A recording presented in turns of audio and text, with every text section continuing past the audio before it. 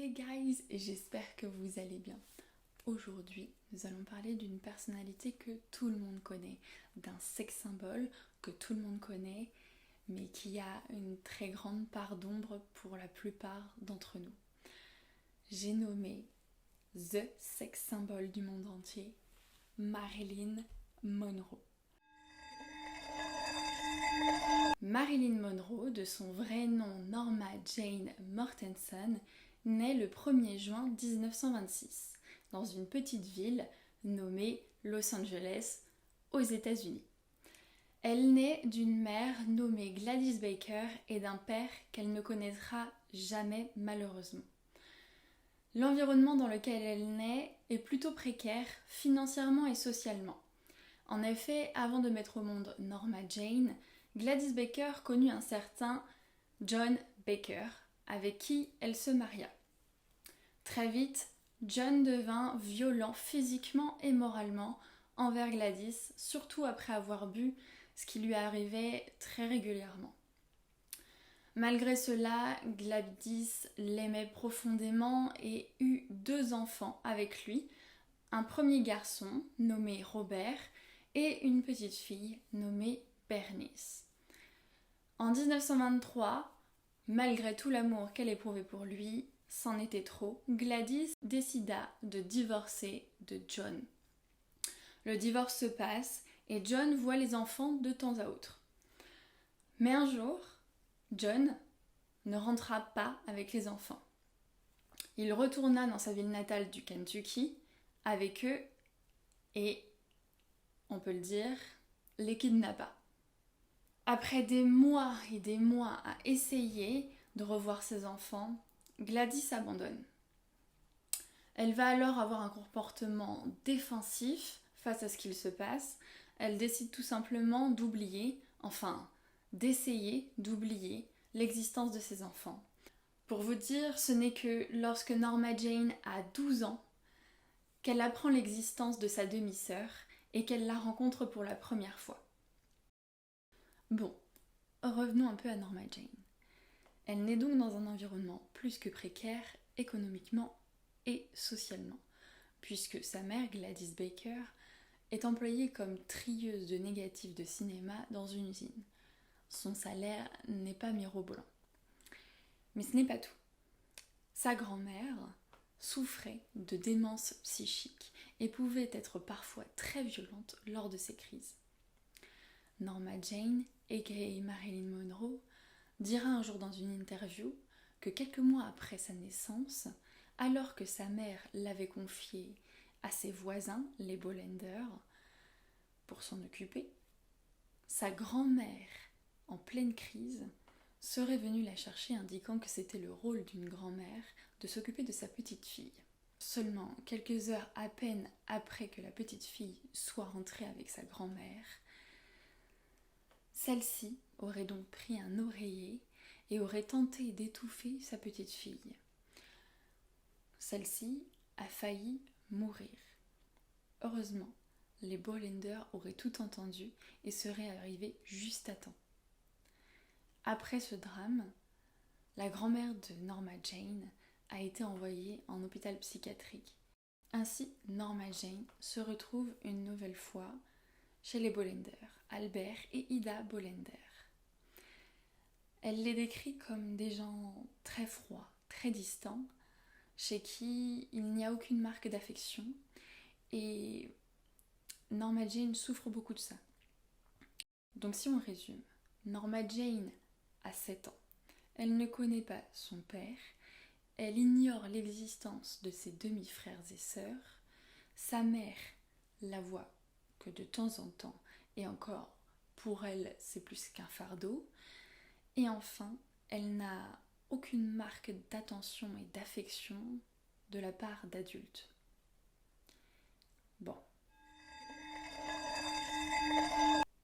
Bon, après ce début d'histoire et de vie compliquée, on peut se dire que ça va s'arranger.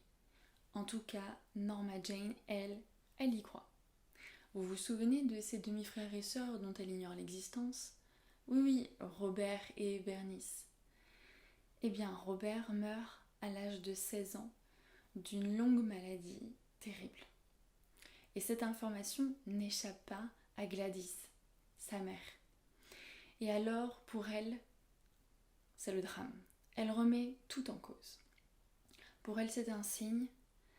Tout ce qu'elle n'a pas pu faire ou avoir avec ses 2 premiers enfants, il faut qu'elle le fasse avec Norma Jane. C'est alors qu'elle va travailler nuit et jour afin de pouvoir offrir à sa fille et à elle-même une belle maison où rien ne pourrait leur arriver. Et elle y arrive.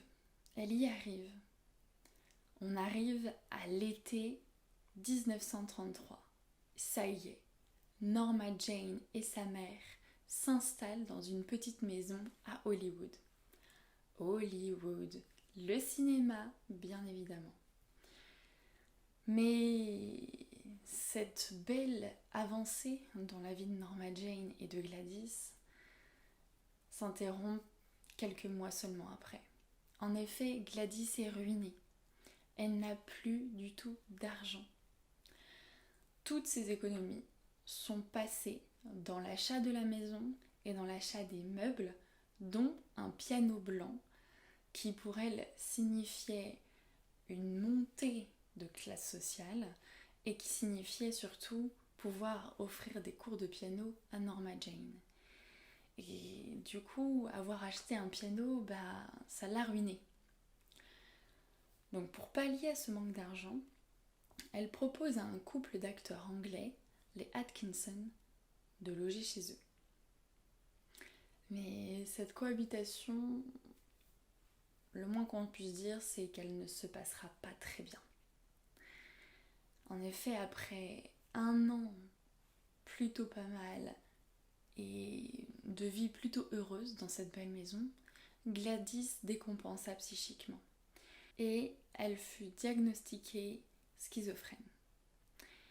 Alors, je n'ai pas réellement réussi à savoir si cette décompensation arriva avant ou après l'événement que je vais vous décrire, mais en tout cas cet événement a été traumatisant dans la vie de Norma Jane. Norma Jane cohabite avec les Atkinson. George Atkinson, l'homme dans le couple, aurait un jour demandé à Norma Jane de venir dans sa chambre. La petite fille, alors âgée de 8 ans, s'exécute, arrive dans la chambre et là alors, George Atkinson aurait alors fermé à double tour la porte. Il se serait tourné vers Norma Jane et lui aurait dit d'être très très gentille. Tout porte à croire d'un abus sexuel. Puisque après cette entrevue dans la chambre, George Atkinson aurait donné une pièce à Norma Jane, la remerciant d'avoir été très très sage. Toute honteuse et portant une énorme culpabilité en elle et une incompréhension, Norma Jane alla voir sa tante et lui raconta tout. Ce à quoi la tante lui répondit. Elle ne lui répondit pas. Elle lui mit une gifle et basta.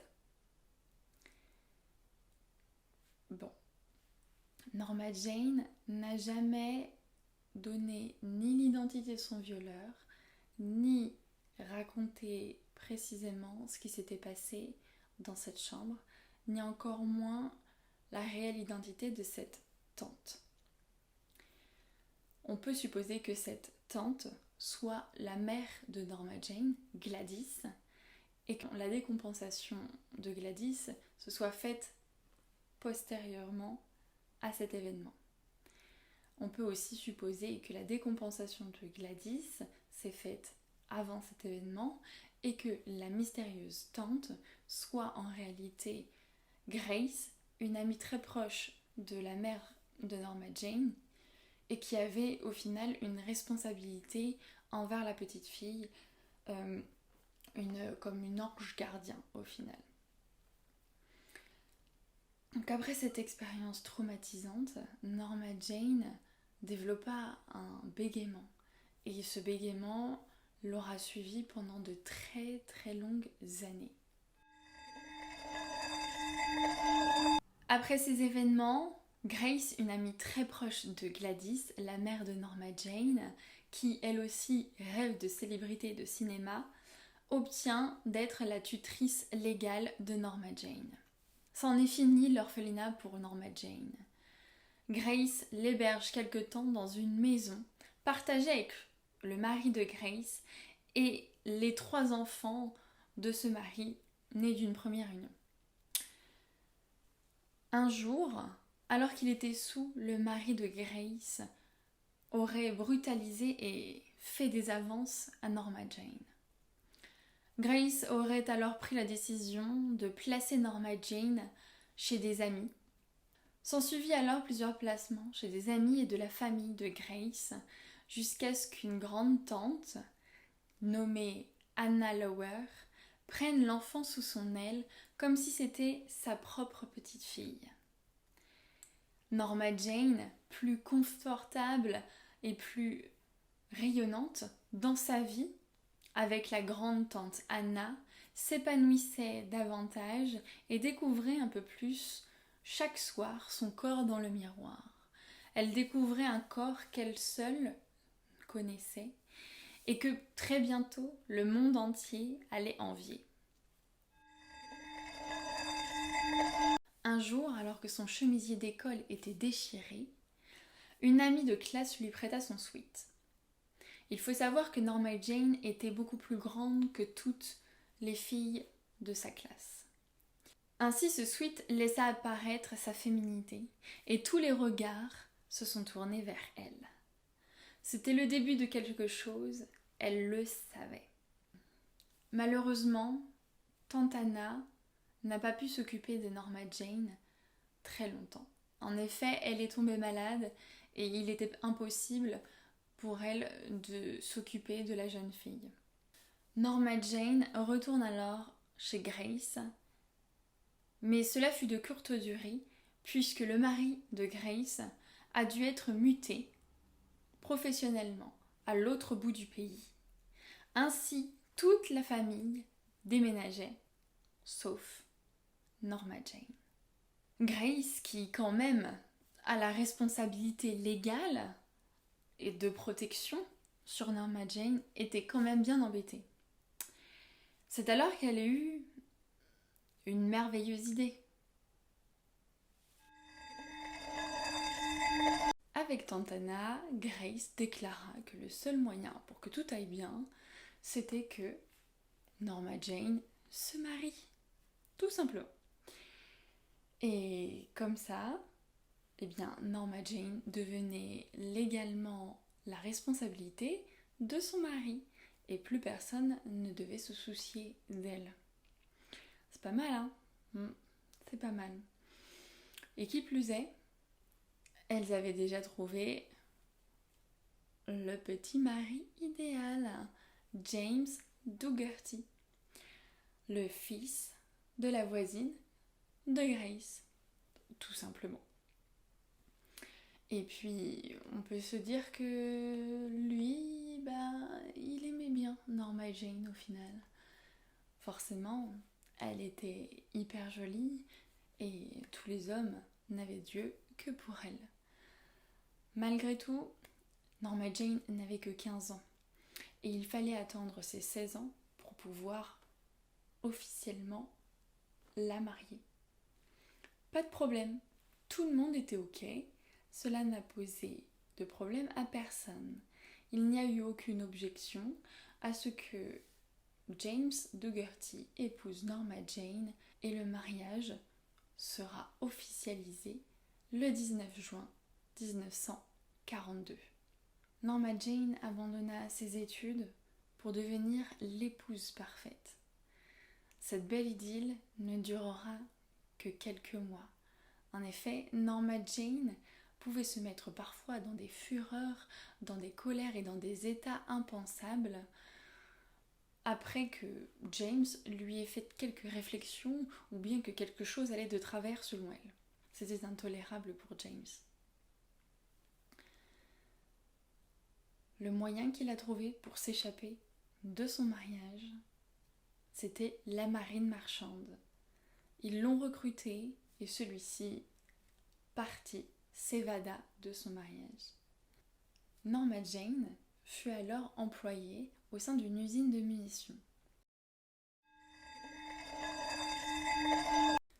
Un jour, alors qu'elle travaillait, un photographe engagé pour promouvoir la puissance de l'armée lui évoqua son potentiel photogénique et son potentiel avenir en tant que modèle et en tant que personnalité à voir, puisqu'elle était quand même magnifique.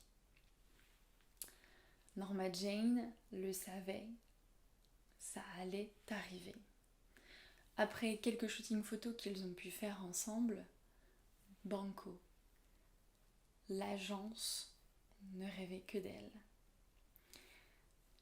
Après que James soit rentré de ses multiples voyages, il apprit le désir et le souhait de Norma Jane de poursuivre sa carrière en tant que modèle et en tant qu'actrice. Il s'y opposa fermement et cela mit un point final à leur mariage. Après avoir quitté son mari puis son emploi, Norma Jane devient officiellement et pleinement modèle photo pour plusieurs photographes. Puis, après avoir pris quelques cours d'acting, le 8 décembre 1946, elle devient Marilyn Monroe. Le premier manquement dans la vie de Marilyn Monroe, dans la vie de Norma Jane, ça a été son père. Un père qu'elle n'a jamais connu et qu'elle a toujours recherché dans sa vie. En effet, elle a pu maintes et maintes fois le dire et l'exprimer, le manque de repères, le manque de père, le manque de cadre dans sa vie a été vraiment quelque chose de fragilisant, d'effractant pour elle presque. Et ce manque de cadre lui a fait parfois fantasmer des situations avec certains hommes, au point où même elle appelait ses amants et ses conjoints daddy ou dad, donc père en français. Et voilà, on pouvait voir un petit peu l'ambivalence, l'empiètement psychique que ça pouvait prendre, cette place de manque de père et de repère au sein de son identité et de sa construction psychique. Une autre chose essentielle dans la vie de Marilyn Monroe, c'est les nombreuses séparations et ruptures auxquelles elle a dû faire face, comme on a pu le voir avec les multiples placements dans les familles d'accueil, dans l'orphelinat, chez Grace, avec sa mère Gladys. Voilà. Elle a fait face à beaucoup de séparations et de ruptures, au point où au final elle avait une impression d'inutilité, d'invisibilité pour ces personnes-là, d'invisibilité dans le monde et d'inutilité dans le monde dans lequel elle vivait, dans sa famille, mais aussi auprès des amis qu'elle n'avait pas, un bégaiement qui la rendait encore plus fragile et au final cette carapace, ce faux semblant qu'elle s'est créé avec Marilyn Monroe a pu lui permettre de s'émanciper de tout ça, a pu lui permettre de devenir la femme la plus visible, la plus rêvée, idéalisée, la plus enviée mais aussi jalousée du monde entier. Et on pourrait dire que c'est un peu une revanche sur cette enfance maudite qu'elle a pu avoir avec un parcours traumatisant et traumatique. Et Marilyn Monroe est au final une femme puissante, une femme qui n'a pas peur, et même si elle est blonde et écervelée, elle se nomme Marilyn Monroe et tout le monde la connaît. Chose que Norma Jane a toujours souhaité, que l'on connaisse qui elle était. J'espère que cette vidéo vous aura plu et que vous n'hésiterez pas à me faire part dans les commentaires de tout ce que vous avez pu découvrir sur Marilyn Monroe après cette vidéo. Et puis on se dit à très bientôt. Je vous fais des gros zoubis et ciao! Step 4, everybody just do your thing. Wake up, today's gonna be a good day. Wake up, today's gonna be a good day. Wake up, today's gonna be a good day. Wake up, today's gonna be a good